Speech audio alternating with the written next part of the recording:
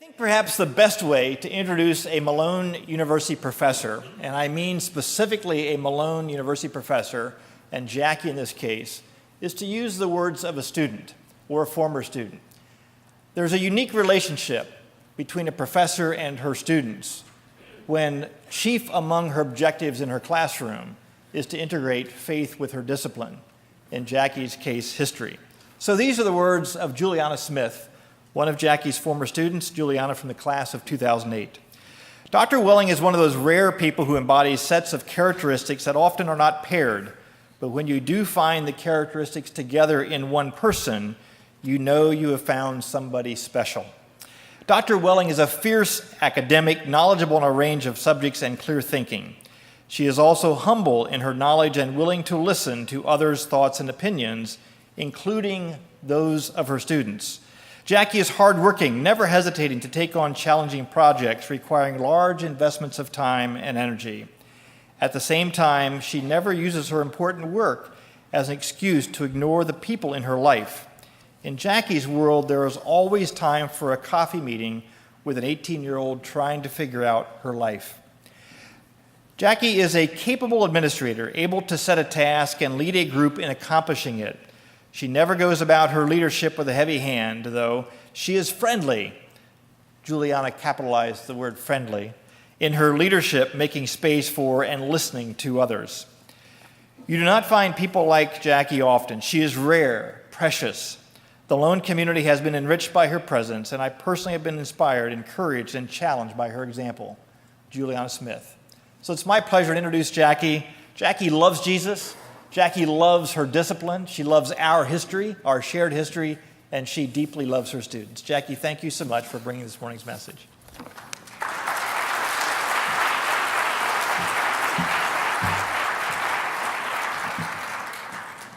Thank you, Dr. King, and I will thank Juliana for those kind words. I didn't recognize myself sometimes. That was really nice. Good morning. It is such a joy and honor to be with you and to see new faces and familiar faces as well. Every time I come to this place, it feels like home. In fact, already it's been a bit of an emotional homecoming for me, seeing so many former friends. In fact, my next door neighbors are here from when we lived up here in Willoughby. The Stuckey and Snyder sisters are not only BFFs, but we're also sisters in Christ. This morning, I'd like to share two stories of gratitude with you. Two stories that demonstrate the difference that one church filled with Christ followers can make. Two stories that eventually become intertwined and reveal the mighty and powerful ways in which God works. Two stories in which we see God's love pouring into his people. One is a story about my family, and the other is a story about Malone University. I'll begin with the first. In the summer of 1965, a young couple who lived in nearby Willoughby began the search for a new church home. They had been actively involved in a church in Euclid ever since they first moved to the Cleveland area, but they felt compelled to find a new place of worship that was more Christ-centered and more intentionally focused on biblical teaching. They wanted a place where they and their 4 children could develop deeper spiritual roots.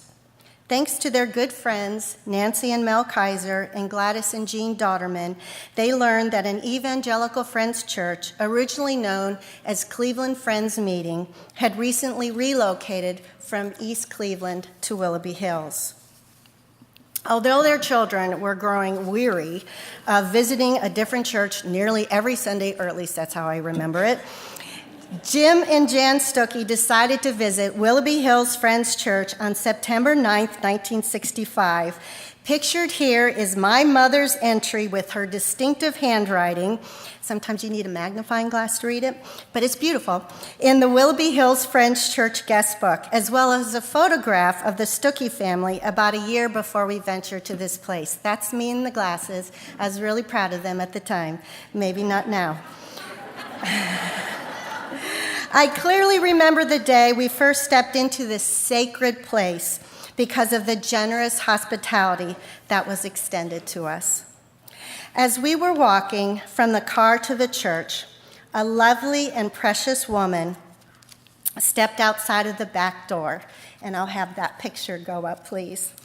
I remember where she stood, I remember what she wore, and I remember how cheerfully she waved to us as she encouraged us to come in. But I especially remember her effervescence and joyful enthusiasm as she welcomed us to her church. Lois Shreve Ruff, who is pictured here as a student at what is now Malone University, was the first of countless people we came to know, love, and cherish at Willoughby Hills Friends Church. We will always be grateful. That September morning, my parents joined Lois in the adult Sunday school class, and my brothers were escorted to the nursery and kindergarten classes. It was Promotion Sunday that morning, and my sister and I joined the older children in the sanctuary. And that's when I learned that Lois was just one of many, many, many roughs attending this church. Granted, Willoughby Hills Friends Church was much, much smaller than it is now, but it seemed to me that nearly every child who was promoted that morning was graced with the surname of Ruff. How many rough children did we eventually come to meet that day, you ask? Well, there was Debbie, Tim, Danny, Lois Ann, Tommy, Linda, Joyce, Beth, and Jimmy, siblings and cousins representing two rough families. The only one missing was John, who had already graduated from high school. But there was more. Much to my parents' delight, my dad met up with one of his former schoolmates from West Liberty, Ohio, which is on the other side of the state, in the adult Sunday school class. Although 15 years had since passed, my dad and his former classmate recognized each other immediately. And yes, she was a Ruff. Marlene Lockwood Ruff and her husband Bill, Lois and Jack, were soon to become fast and lasting friends with my parents. After church that day, Marlene and Bill invited us to their home for Sunday dinner. There I began a lifelong and treasured friendship with their daughter, Linda. As the Stuckey family drove away from the house that day after a time of fun and fellowship, we children voted that the search for a new church had ended. My parents wholeheartedly agreed. We had found our place at Willoughby Hills Friends. Willoughby Hills Friends Church means more to the Stuckey family than I can adequately express. Although we were not here for very long, it shaped the trajectory of our spiritual and vocational lives. I remember extraordinary Sunday school teachers, Mrs. King, Mrs. Burgess, and Mrs. Hargis.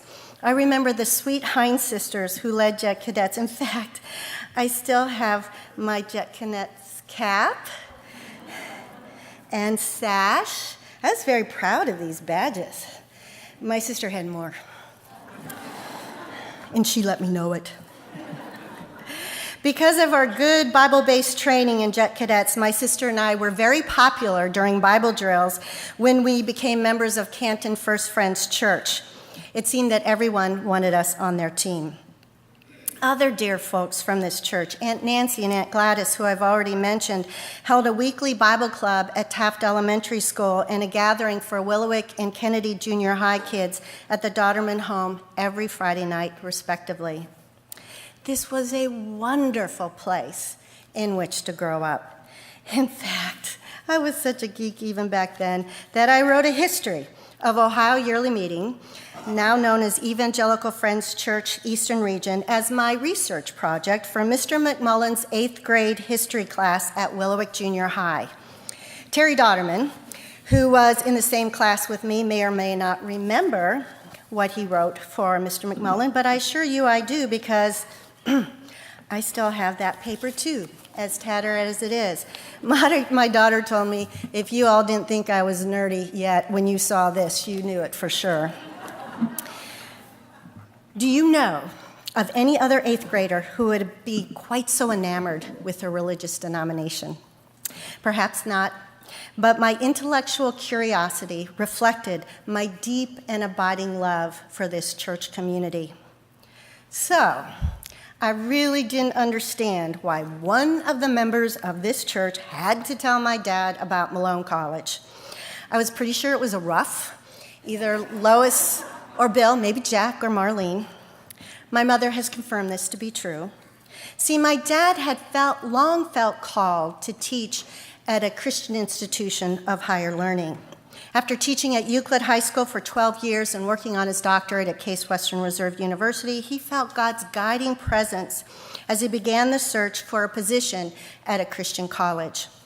That's where the roughs come in. My dad had never heard of Malone College before we came here, but providentially, a position in history opened at Malone just as my dad was beginning his search in earnest. My father, as many of you know, was appointed as a professor of history at Malone and served the institution until he retired 30 years later.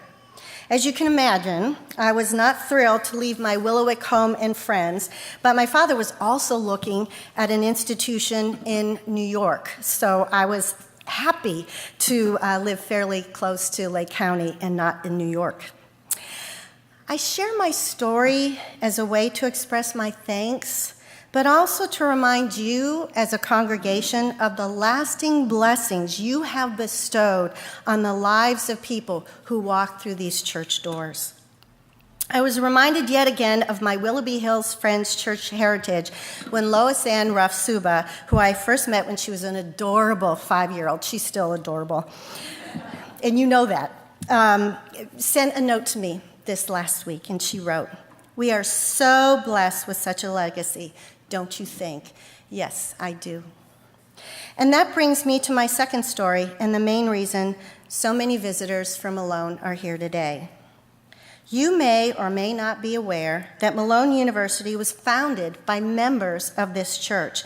In fact, the school originated in a young people's Sunday school class that was conducted by J. Walter Malone and Emma Brown Malone. In other words, Malone University would not exist today had it not been for the faithfulness of this church and its members. So let me tell you a little bit about that.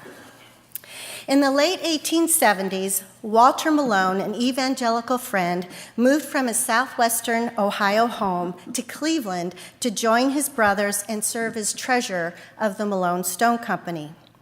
Walter's mother, Mary Ann Malone, gently pestered her son to attend the small Friends congregation that had recently moved to Cedar Avenue in what is now East 31st Street in Cleveland. Walter balked for a little while, but Mama knew best. So in 1880, Walter finally decided to heed his mother's advice.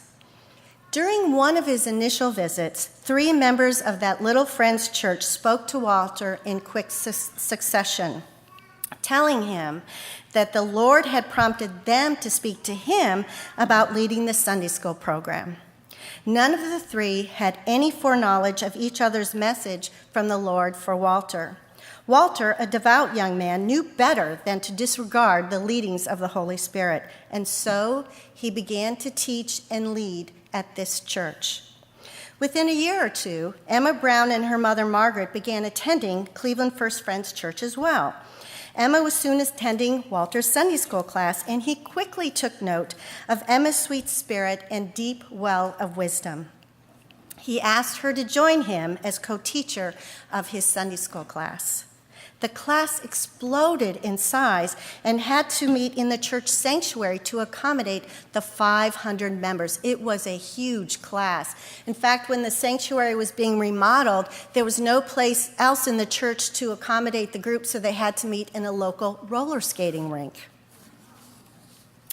In time, love blossomed, and Emma and Walter were wed in January 1886.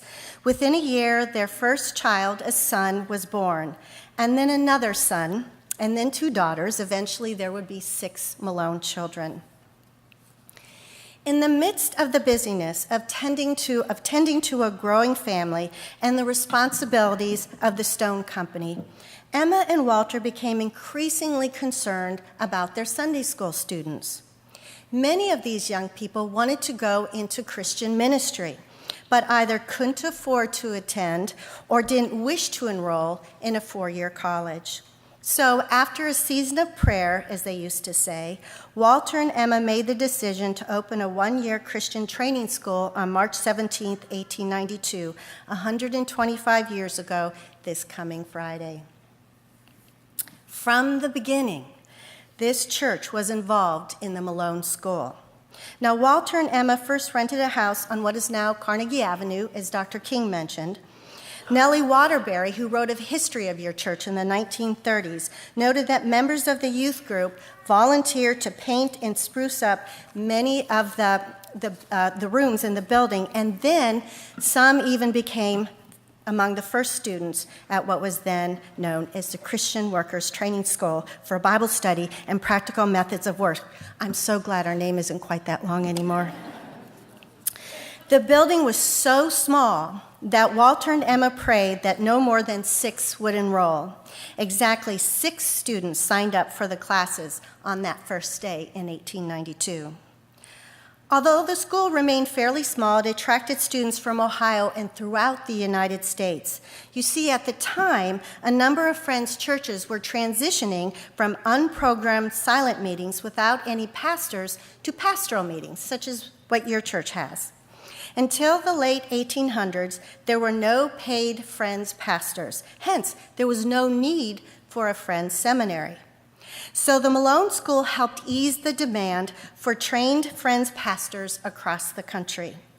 Graduates of the Malone's training school went on to become pastors, as well as evangelists, worship leaders, Sunday school teachers, Christian education administrators, professors, college presidents, and missionaries.